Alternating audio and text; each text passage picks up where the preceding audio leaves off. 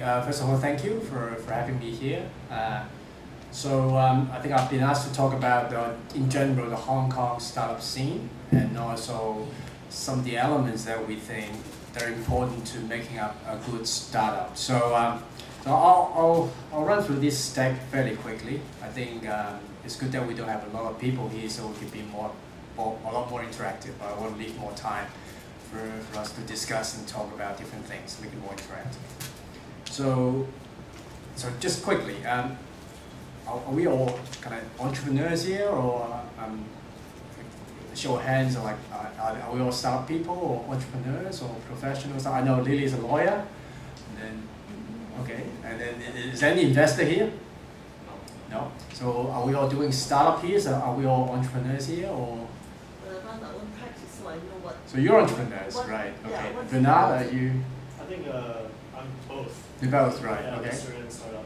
Okay. I think you have to know a little bit of both in order to. Sure. And both as well. okay, both. Okay, good. Sorry. Maybe later as an entrepreneur. So you're not one yet. Okay. Okay, good. So it's easy for me to understand who you are, so I know how to talk about different things to make it relevant to you. So disclaimer, as usual, use it at your own risk. So the things I'm talking about here is just sharing my thoughts. I'm sure that 99% of it is wrong, so please tell me I'm wrong and validate that for me. And it's a quick intro. So I'm Felix. So I run a little seed fund where we invest in technology startups. So I'm an entrepreneur myself. I'm also an investor. As a background, I started as an engineer in TMT space, and I've been with tech startups, co-founding, investing, advising all the way for 10, 15 years now.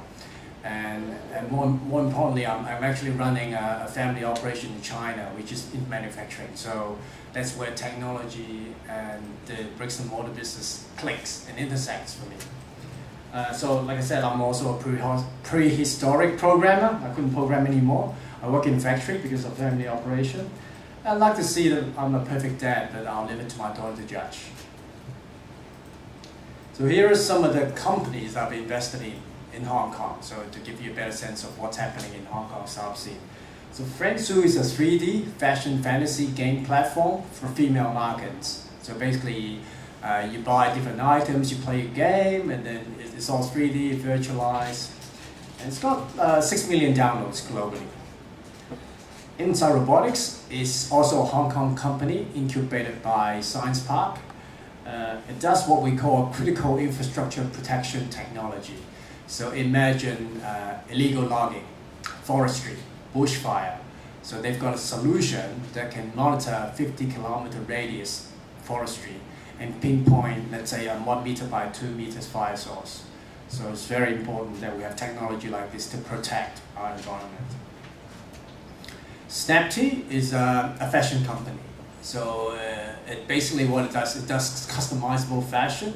You can use a mobile phone, an app, to create a t-shirt anytime, easily, in 30 seconds, and have them made, designed, and shipped to yourself or your customer. Kismet and Blink is a US company. They do social media. They pull different social graphs into an app, location-based, check in, check out type of thing.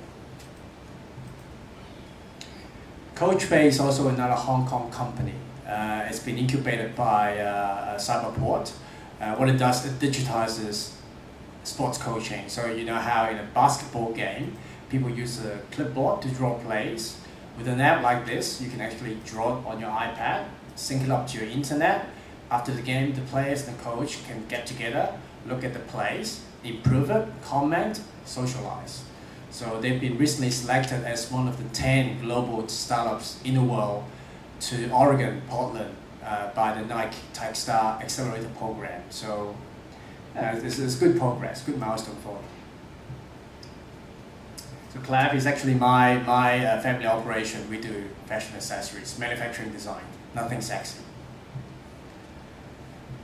Makeable, or Makeybox is the product, is actually a 3D printing company. So we manufactured probably the world's first desktop, cost-effective 3D printer, about that size. So actually based in Hong Kong as well, in Kwai Hing, New Territories. So that's some of my companies I've invested in, and this is more in general what the startup communities are like in Hong Kong. So probably some of you are aware of StartMeup HK, which is a startup community founded by 6 entrepreneurs 3 years ago when they met Dave McClure in the States, which is a very famous VC in the state. And then they came and then he said, you know, if you guys are interested in startup, why don't you create a community in Hong Kong? And that's how it got started. It started with 6 people. Now we have over 500, I think, no, actually more than that, thousands of members in Hong Kong now, all entrepreneurs, startups. So it's a good mix of foreign and local people. So I strongly recommend you to check out the site if you're interested. TIE Hong Kong is also a new organization in Hong Kong. So TIE stands for the Indus Entrepreneur, which is founded by a group of successful Indian entrepreneurs in the Silicon Valley. And they've got over 60 chapters now globally. And they've recently set up a local chapter in Hong Kong, where I'm one of the executive committee member. So what TIES does is to promote entrepreneurship and support entrepreneurs by providing mentoring services. So I think, you know, for Hong Kong, we've got a lot of infrastructure there, but when it comes to mentoring, helping startups and supporting startups, I think this is one area that we need to improve. So I strongly recommend you to go to TIE Hong Kong, check it out, the site, and see if there's any value to you. And also we've got Startup College, which is basically a little community. Well, it's not little, it's actually quite big, but it's targeted for university students. So I'm one contributor to the group because I believe university is actually the roots to entrepreneurship. So I think that's where we need to do a lot of work so that people understand entrepreneurship is also an option to a career path in addition to finance, real estate, doctor, lawyer, accounting and all that. They're all good, but we need diversity in Hong Kong. The Startup Weekend is interesting. It's a little event that runs over a weekend. It's a global brand backed by Kaufman Foundation, a very big foundation to support entrepreneurship. So basically it starts on a Friday night where we put together a bunch of startup enthusiasts. They put together some ideas, they put together some teams on the spot, and then they go through a 54-hour of kind of startup routine. So by the end of Sunday night, they're going to do a pitch. So basically a pitch on their business idea, customer validation, market research, and hopefully a little prototype to show people what they've done. So it's a great taste of entrepreneurship in 54 hours, stringed in a short time frame, but it gives people a good entry point into what's really happening within the startup space. Now, 10 Entrepreneur Network is also a good network that you guys should go to. Another very hybrid community of expat and local people, not limited to internet startups, actually open to all bricks and mortar business as well. So check it out. But by the way, this is only a very small group of the communities we have right now in Hong Kong. It's growing so fast, but it's probably a bit out of date. Co-working spaces. So I've listed 5 here. Obviously, Incu-Lab is one, I assume, an incubator actually, I should say. Cocoon is just across the road, which is a nice co-working spaces there. There's one called Hive in Wan Chai. There's one called Good Lab in Chao Sa in Lai Chi Kong. There's one called Hong Kong Commons in Sheung Wan, and also in Lai Chi Kong as well.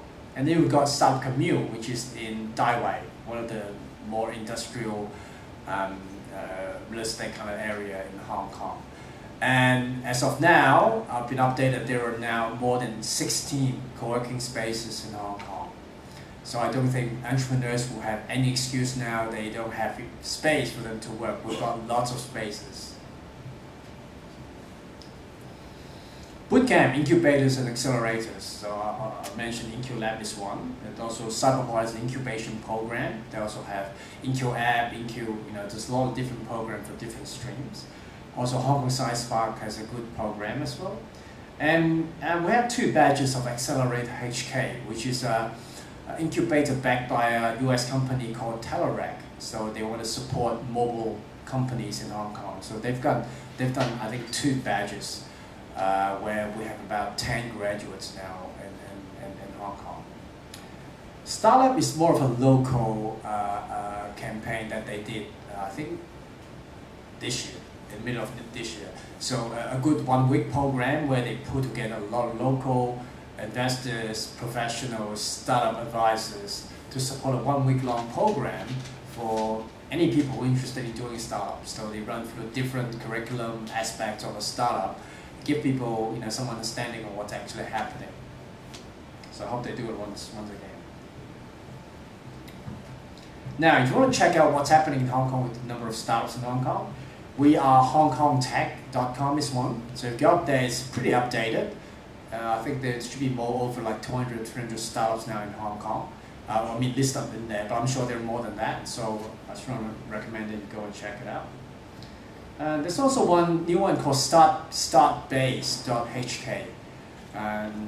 So between StartBase.HK and also we are Hong Kong Tech, I'm sure that pretty much most of Hong Kong startups have been covered. So if you're interested in look at more, go up there and have a look. And of course, this week is the big week. StartMeUp.HK, initiative supported by InvestHK, seeing the fact that the startup ecosystem in Hong Kong is growing so fast in the last 2 years. So they want to promote this. They want more foreign people to know about how innovative we are in Hong Kong, how supportive we are in terms of bringing in new technologies and innovative ideas. And there's also one thing that I want to talk about is the ICT Startup Award. So every year the government runs the best ICT awards in 10 streams. This is the first year they're going to run an ICT Startup Award in the startup stream. So I think the application is open now. If any one of you is interested, let me know. I can send you a link. You can send application in. The grand prize is going to be awarded by the chief executive, amongst many other prizes that can help a startup grow. So I recommend you check it out if you're interested. So that's pretty much what I'm going to cover for the startup scene in Hong Kong. I guess the next topic, it will be talking about what makes a good startup. So here again, it's very subjective. These are very, very generic ideas, so don't take it too seriously. But I'm very open to kind of your ideas or suggestions on what makes a good startup as well from your perspective. So let's start by dissecting a business. So what is a business? What is a startup? So one thing that we talk a lot about, is start with a problem that's bugging you ever since. There must be something that's been bugging you all the way through. A little problem here and there. Why didn't someone do this? Why didn't someone do that? And that's always a good selling point because you're also passionate about that problem. That helps you build a better solution for it. Does anyone know Program? Have you heard about Program? So Program is the guy who drives Y Combinator in the States, a very famous incubator. So I like this, check it out. He's got a lot of essays written on his website, but I think one thing that I like most is the definition of a problem. Okay, it's important to understand the criteria of a problem. Is that unworkable? Is that unavoidable? Or is it urgent? Is it underserved? Or is it critical?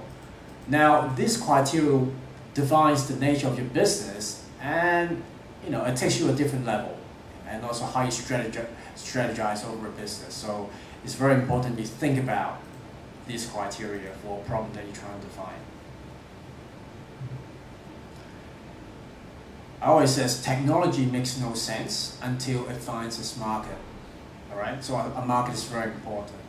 So what you want to do once you identify the problem is to also identify and test your market via experiments, not by guts. So a lot of entrepreneurs come to me and say, I think this is a big problem, I think this has to be solved, but apparently a lot of time, this is only his or her problem.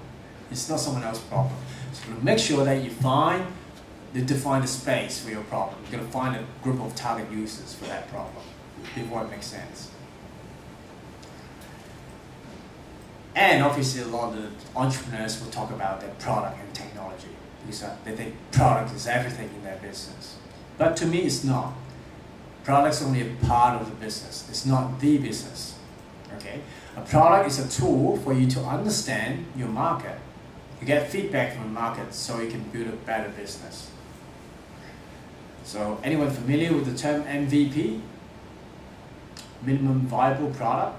So it's basically a prototype, the simplest thing you can get in a product to test your market. And this can change over time because when you want to test your market on different aspects, you want to do a different MVP so that you get the result and outcome and data you want out of that test. So an MVP is a great thing. So a lot of entrepreneurs try to make a perfect product before they ship. That's nothing perfect. If it's going to take you 6 months or 12 months to build a perfect product before you even launch it and talk to other people, forget it. It's not going to work in today's world. Things move so fast, especially now startup. So understand the needs. That's what an MVP is for. Deliver values. All right. By doing an MVP, you understand from the user. Is there any value to you? Is that helping you? That's important. If it is not, what are some of the values? What are some of the things that you need? Test the market. So you know how the market responds to your needs. More importantly, realize your passion. That's what you do with the product, okay? To understand whether your passion is going to help anyone in the market to make it a sustainable business. Now, when you think about the whole thing, it comes to the point where we call product, founder, market, fit. So something the founder likes to do, something the market finds the value, and something the product delivers values to. So when you get that, it just works. You find the sweet spot. Basically, that's where it's a good starting point for your business, at least for that matter. Team is important. We all know that. Especially in the internet technology stuff thing, everything comes from human collaboration between people. So everyone counts in your team. So who's in your team? You can thank your co-founders. You can thank your staff. And also investors, your advisors. They're part of your team. They give you money, they give you resources, they give you advices to help you move your business. Your distribution channels. A lot of people focus just on product, but you understand how you want to distribute your product. How do you want to market your product, sell to different people so that it reach your market? Your partners. With startups, resources are always limited. So you always want to understand how you work with different partners to do things that you cannot do and you're not good at to get to the outcome that you need. And don't forget your families, especially in startup time. Stressful, limited resource, your family are all there to back you up. So as much as you are updating your investors, your staff, your co-founders, your customers, your partners, what's happening with your startup, update your parents, your spouse, your kids as well, okay? Because they're part of the whole group that's supporting you. So one thing you got to work through also is your strengths and weaknesses. And that, I'm sure that everyone understands that. And identify those and strategize over those. And one of the books that I've read recently has a very good point is whenever a startup is playing against big players, you see a lot of unique disadvantages. But the way you win it, the way you beat that and stand out is to identify that unique disadvantage and turn that into a distinctive advantage for you. And that always works, I can tell you. And that's how you outbeat a big player with a small startup. Competition is important, very important to understand how competitive the market is. Who else are in the ecosystem? Who are in the market doing similar things, different things? By identifying those people, you'll know how you collaborate with them, possibly, hopefully, that's the best way. If not, and you decide to fight.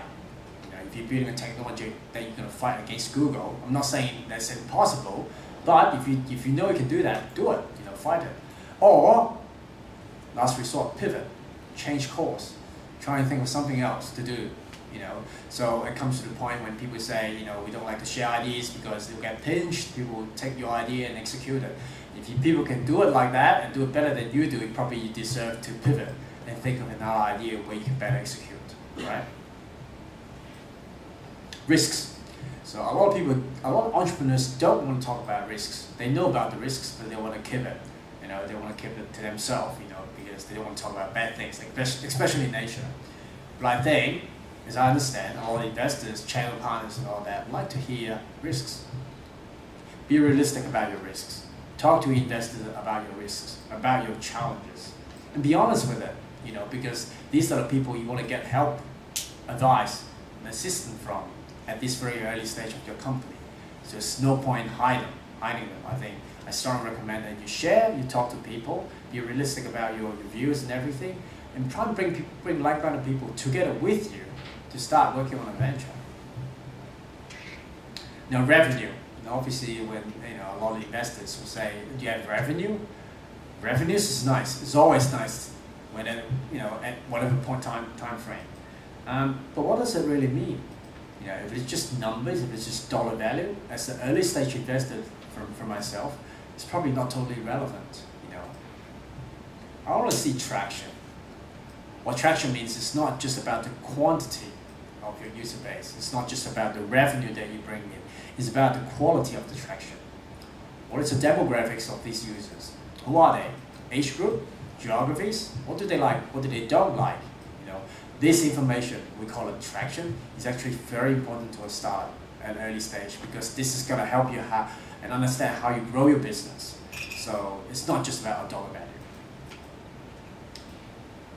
And after you look through all that, I think you start to get a business model in place.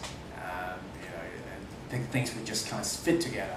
And okay, then again, you've got a stronger proposition for your business. Growth, very, very important. Startup is about growth. So it's about how scalable you are. It's not just a local business. It's a business that you can scale globally in different niche market. But it's definitely got to have a scalability approach, a scalable approach with your venture. Now, to sum it up, I think for a startup or any early stage business is to identify, create, build, and realize values to all the stakeholders. So keep your customers happy, deliver values to your partners, to the people that you hire, to the people that you're working with. This is how, by bringing that value all together, this is how you can sustain the business and grow it from all the way. So a few decks that I've gone through, but I want to kind of just sum it up with a few takeaways. Very generic concept. I'm sure that you know about it, but I'd like to re-emphasize that, just resonating some of the things that I've just talked about. Always help, always share. Now, this is a very important thing, especially in Hong Kong. When it comes to startup ecosystem, we're very young, very new, and very immature. The reason I'm doing this today is to hopefully bring more people into this ecosystem, because a lot of people in Hong Kong have a lot of professional expertise, domain skill set. They're just not into the scene yet. But by bringing those people into the ecosystem, we help each other. You'll be amazed what's going to happen next. Because in Hong Kong we tend to like to think, okay, there's an agenda behind it. The reason I'm doing this because of that. It's a little hard to explain the ecosystem in Hong Kong for startup when it's so young, but I'm starting to see that happen. We've got some really good references in Hong Kong. As an investor, that's a perfect way for me to improve my return on investment, because by helping different companies, whether or not they're my companies, the ecosystem grow, more investors come, more customers come, it's going to benefit everyone. So I strongly recommend that you do that in your ecosystem. And the power of pull. So I learned it from a professor at the MIT Media Lab. What he was telling me was that information is everywhere these days. You can pull information everywhere. So it's not a matter of pushing information to people these days anymore. People can find information that they want. But what's important though is focus on building values within your venture or your framework. So people understand and they become curious and you raise their awareness of your venture, and they will come look for you. They'll come look for information on the same topic, and then that's how you build your community. That's how you build your traction. That's how you build people to support you around you. And lastly, I think that's very important. I think I've been seeing a lot of entrepreneurs these days. I've looked at more than 300 startups altogether in my life. I think entrepreneurship has become such a flashy thing that people emphasize on hardship. They say, oh, and entrepreneurship is tough. It's hard time every day. I totally agree. But what's more important though is to understand that the reason why you want to be an entrepreneur is to have fun. So along with all this hardship, find your moment of joy. This must be one. Whether or not it's just that first customer that you've seen and satisfied, or the first investor that you've convinced that this is a great business to be in, or just any contract that you've negotiated. That is your moment of joy. And for me, my moment of joy would be like talking to people like yourself in an occasion like this, because sharing my love, my passion with you guys is probably my moment of joy. So I hate dealing with term sheet. I hate dealing with contracts, talking to entrepreneurs, trying to negotiate deal terms and all that. I really hate that, but I love working with entrepreneurs. That would be my moment of joy. So lastly, I want to share with you a short video, a little American, but I like it in the fact that it how it explains entrepreneurship. So some of these concepts do apply. So let's have a look.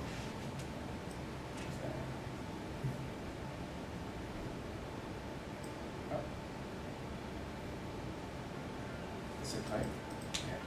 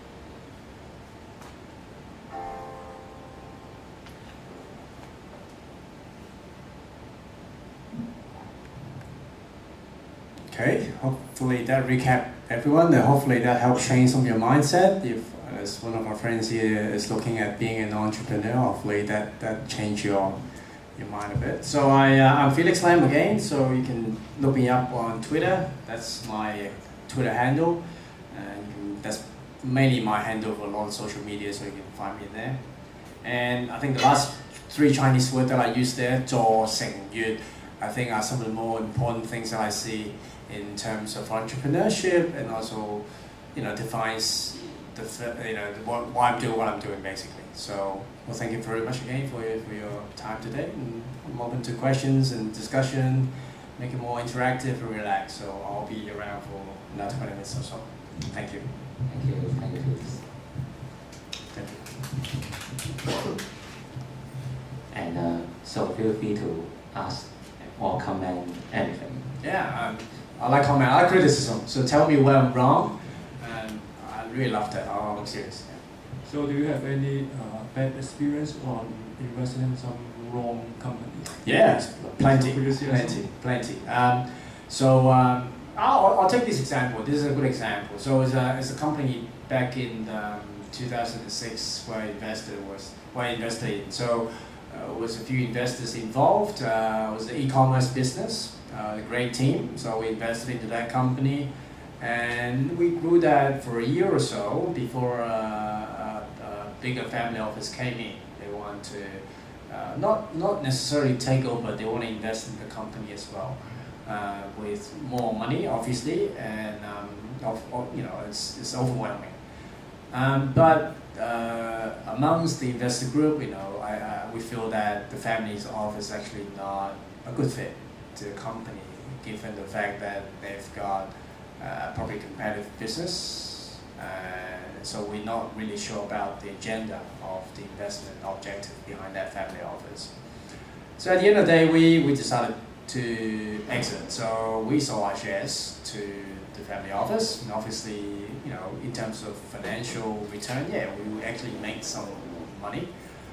But what was sad about it was a year later, the company shut down. When you sell the share, you get the money. Yeah, that's right. We got money back, we made a bit of money. So, but that's not important, because what's more important what's sad though was that the company shut down in a year's time. I didn't know why, but I'm not trying to say that we were right in terms of saying it's not a right fit. But it's definitely one of the worst things that you can see as far as doing startups, is because we can see the potential, we can see the future, and as investor, early stage investor, that's one thing we want to try and protect, is to make sure that entrepreneurs can realize the passion and grow all the way. And obviously, there's a lot of money on the table. It's okay. We can all exit. We can make use of that resources to do another great venture. But for that particular exercise, I believe that there's more to come. And it was sad that things didn't happen that way.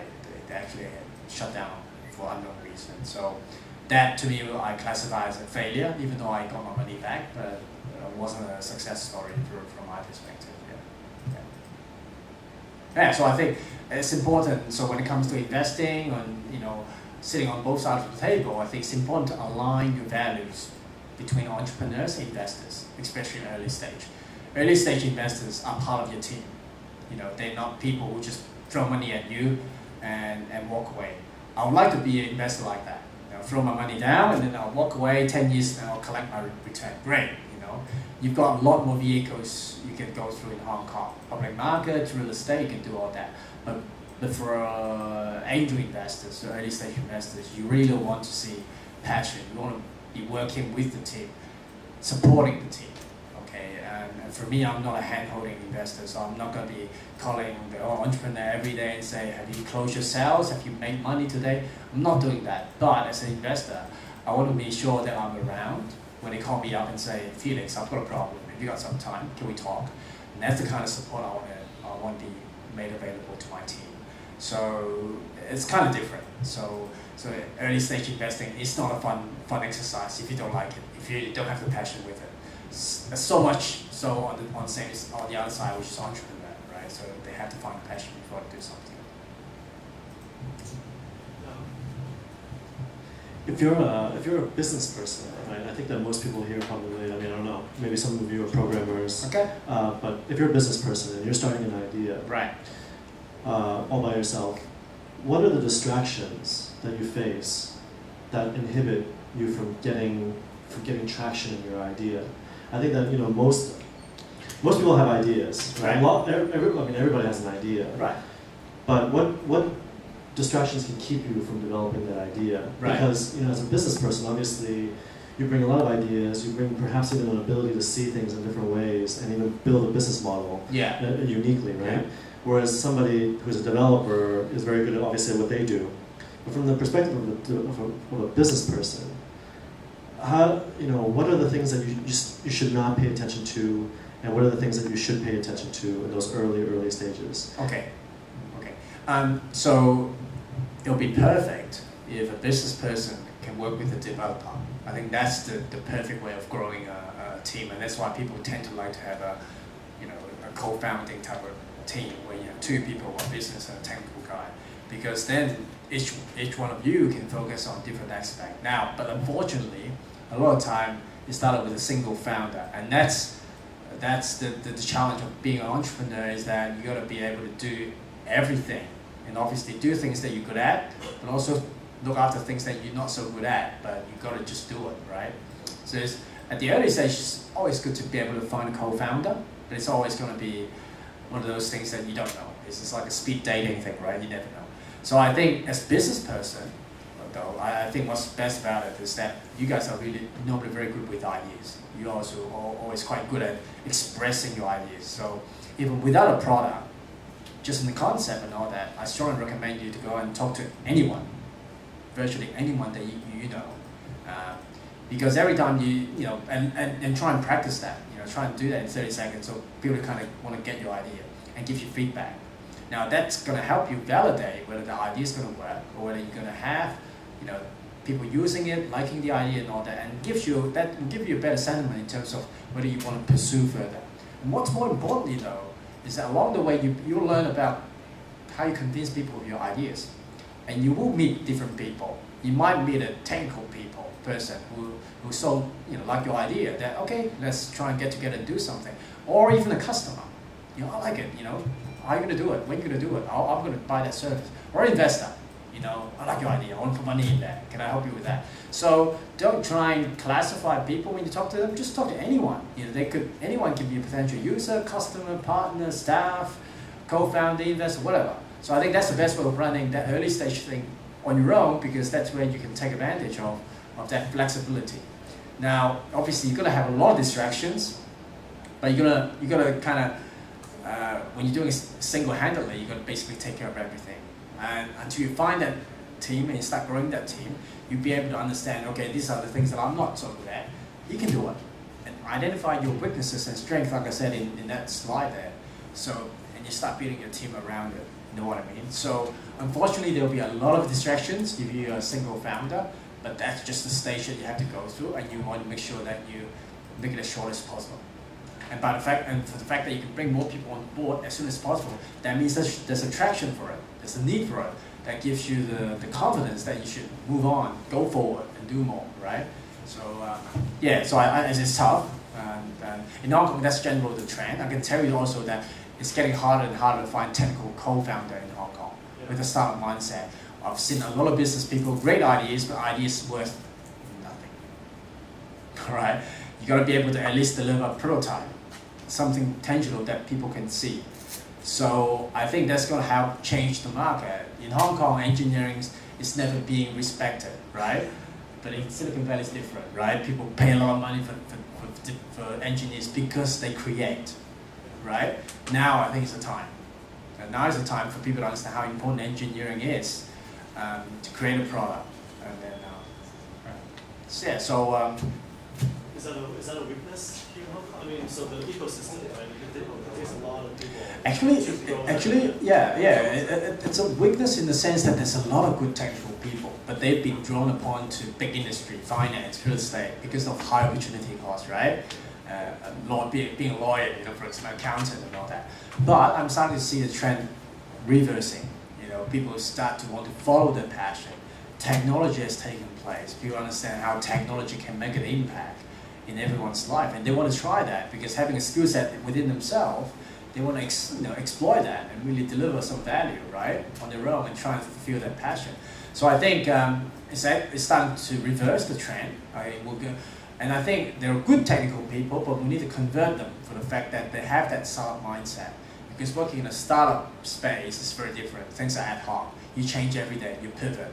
You know, there's no corporate guideline. There's no corporate procedure. But the good thing is there's no bureaucracy. We cut all that crap. You know, basically, just skip. You get right to the point and get it done, which is great.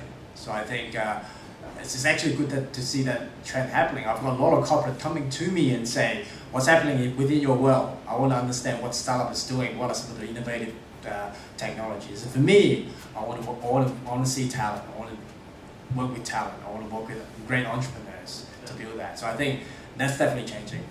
And Hong Kong's always good at that. I was at a conference yesterday, and Doug Richard, a famous angel investor from the UK, was saying he kept getting asked the question, why to compare Hong Kong and Singapore? And he said, this is a stupid question.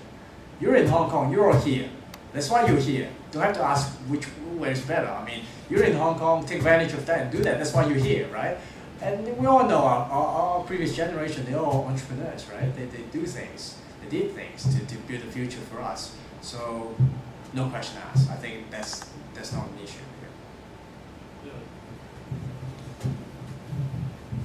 I'm a psychologist, so Okay. I'm interested in whether you have you can share your experience when you have a value conflict between profit making and also your personal values, say on Yeah. So yeah, no, that's a very good question. So I think that probably is relevant to Lily's earlier question as well. So there's a new stream called social enterprise, impact investing these days, which I'm still learning. I'm exploring.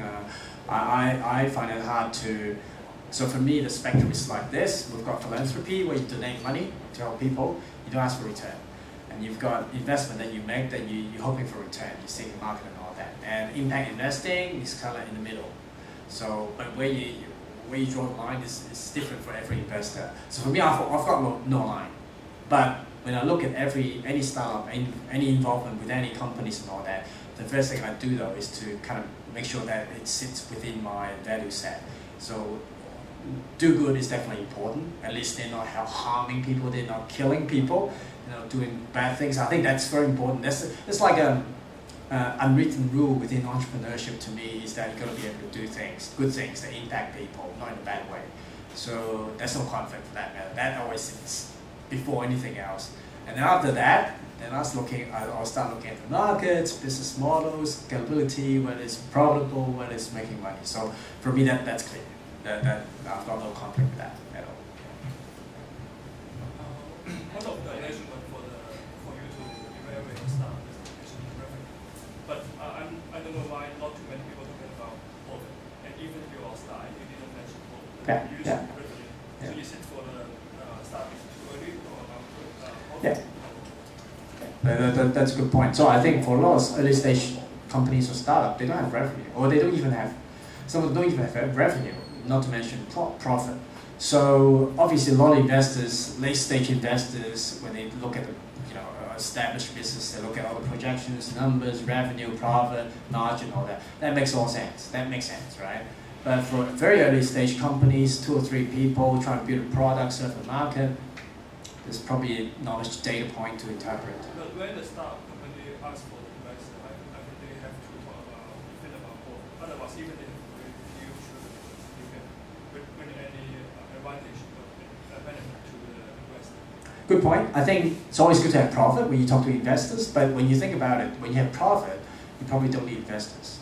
You've got money coming in to help you build a business. But you might have a plan to scale your business. You see your market, you want to scale quickly, so you want to bring money quickly to scale it and tackle that market.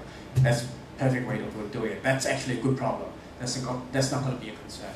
But for a lot of teams, they pre-revenue. They're still building that business, so they basically need resources, cash, and people to help them build that business. So as an early stage investor, I think it's very hard to look at numbers. Numbers probably make not much sense. It's good to have revenue, profit, that's great. But that aside, like I said, more importantly, it's about traction. Where's your market? Who are they? What do they need from you? Are you delivering value? Are they paying you to use your product? Even though you're not making money out of it, it's good that they pay you, because when they pay you, that means you've got a value for them. So I think these are the more important criteria that I look at, and also the team. I think this is only a very early stage of a company. If you look at a company, I'm sure that they go up to like $100 million company, $1 billion company. This is a long way to go. So the team is probably more important than anything else when it comes to early stage investing. But good point. A lot of investors, in fact, in Hong Kong, in Asia, they look at profit margin before that. Actually, so when we do the proposal to the investor, it is the production that we are talking about. So when or in which time zone we can. Okay, so every investor is different. I'm different in the sense that I don't have to look at profit and revenue and all that, but some investors do, like I said. So what's more important for you is to understand what your investor needs when it comes to your business. So what are they looking for in your business? What do they want to look at? What do they want to achieve with the investment in your business? and then you tend to drop a plan for that. So for me, what's important is it's okay for you to fundraise anytime. Okay, as long as you can give them a snapshot of where you are right now with the business and where you want to go to, let's say in 12 months' time, list out some of the objectives and goals that you want to achieve. And to achieve from here to there, there's that much capital that I need, there's that much resources that I need. Explain that carefully to investors so they understand what the money is for. So I think that would help. So you can always do that plan, and I'm sure that people will understand and like your idea and resonate with your idea, will appreciate that plan. And also explain your process.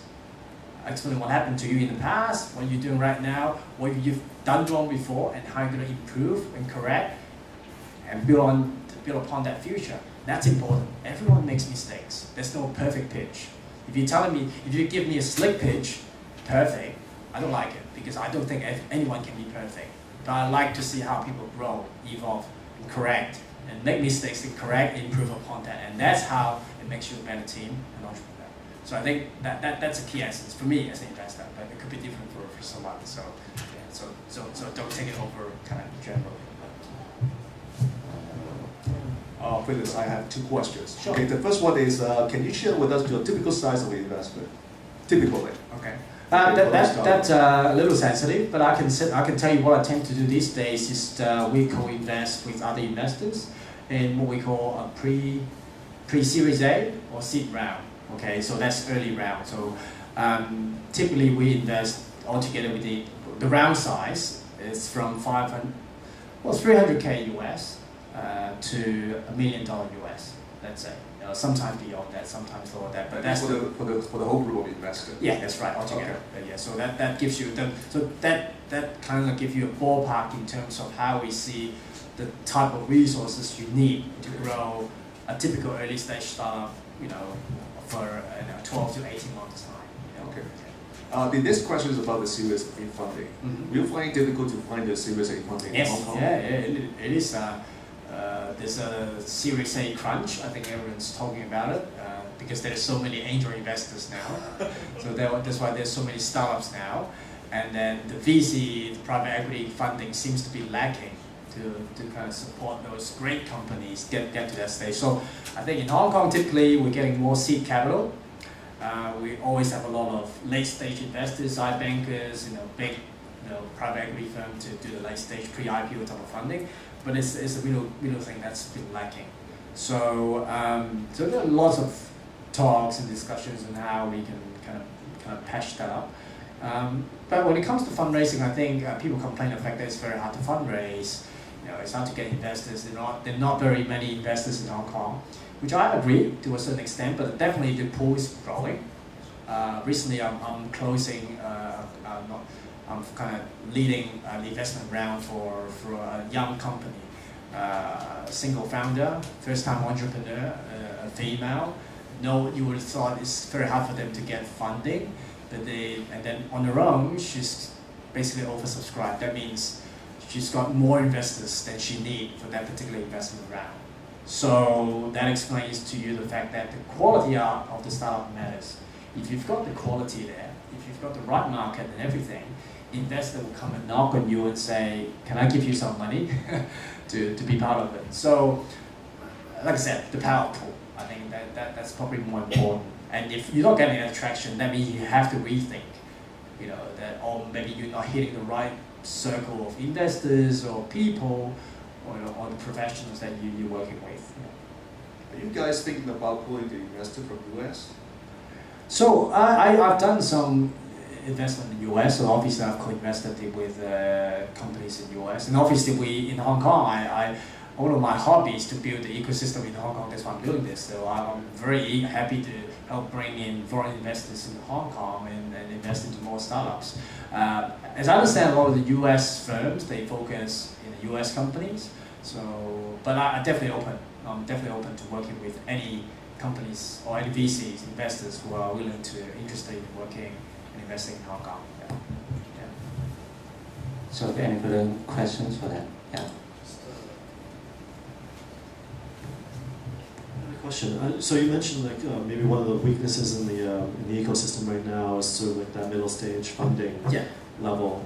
Are there any other weaknesses that you see right now that are either being developed or need to be developed in Hong Kong to make this a more hospitable place for startups? Is it like a home run, like one company that really blazes the trail for everybody else?